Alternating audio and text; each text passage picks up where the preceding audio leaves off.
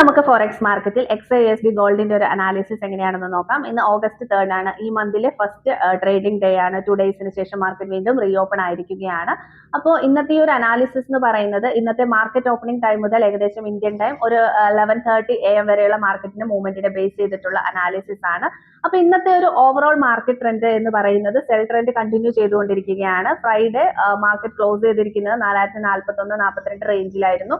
അതായത് വലിയൊരു സെല്ലായിരുന്നു നമുക്ക് ഫ്രൈഡേ ഈവനിങ് ഉണ്ടായിരുന്നത്. അപ്പൊ ഇപ്പോഴും സെൽ ട്രെൻഡ് തന്നെ കണ്ടിന്യൂ ചെയ്തുകൊണ്ടിരിക്കുകയാണ്. അപ്പോൾ ഇന്നത്തെ ഒരു ഹയസ്റ്റ് പ്രൈസ് അതായത് 4043 നിന്ന് വലിയ രീതിയിലുള്ള ഒരു അപ് ട്രെൻഡ് ആണ് ഉണ്ടായിരിക്കുന്നത്. 4079 വരെ മാർക്കറ്റ് 79-80 റേഞ്ച് വരെ മാർക്കറ്റ് വന്നിട്ട് അവിടെ നിന്ന് വീണ്ടും റിജക്ഷൻ 4047-48 റേഞ്ച് വരെ റിജക്ഷൻ വന്നിട്ട് വീണ്ടും അപ്പിൽ, അതായത് ഒരു സൈഡ് വേസ് ആയിട്ടാണ് നിലവിൽ മാർക്കറ്റ് മൂവ് ചെയ്തുകൊണ്ടിരിക്കുന്നത്. അതായത് സൈഡ് വേസ് മാർക്കറ്റ് എന്ന് പറയുമ്പോൾ രണ്ട് സൈഡിലേക്ക് മൂവ്മെന്റ്സ് ഉള്ള മാർക്കറ്റ് ആണ്. അതുപോലെ തന്നെ റിസ്ക് കൂടി വളരെ വേഗത്തിൽ തന്നെ സ്റ്റോപ്പ് ലോസ് ഒക്കെ എടുക്കാൻ ചാൻസസ് ഉള്ള മാർക്കറ്റാണ്. അതായത് ജൂലൈ മാസം മുഴുവൻ നോക്കിക്കഴിഞ്ഞു കഴിഞ്ഞാൽ SL ഹണ്ടിങ് വളരെയധികം കൂടുതലായിട്ടുള്ള ഒരു റിസ്ക് കൂടിയ ഒരു മാർക്കറ്റ് ആയിരുന്നു ജൂലൈയിൽ ഉണ്ടായിരുന്നത്.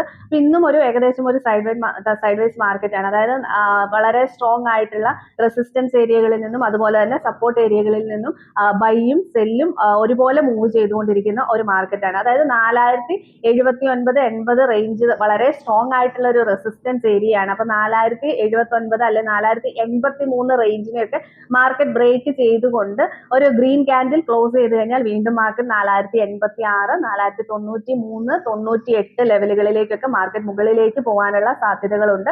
4105 ബ്രേക്ക് ചെയ്ത് കഴിഞ്ഞാൽ വീണ്ടും മാർക്കറ്റ് മുകളിലേക്ക് 4120, 4128, 4132 ലെവലുകളിലേക്കൊക്കെ മുകളിലേക്ക് പോകാനുള്ള സാധ്യതകളുണ്ട്. അതായത് 4047 ബ്രേക്ക് ചെയ്ത് ഒരു റെഡ് ക്യാൻഡിൽ ക്ലോസ് ചെയ്ത് കഴിഞ്ഞാൽ വീണ്ടും മാർക്കറ്റ് 4038, അതുപോലെ തന്നെ 4032, അതുപോലെ തന്നെ 4028 റേഞ്ചുകളിലേക്ക് ഡൗൺ ആകാനുള്ള ചാൻസസ് ഉണ്ട്.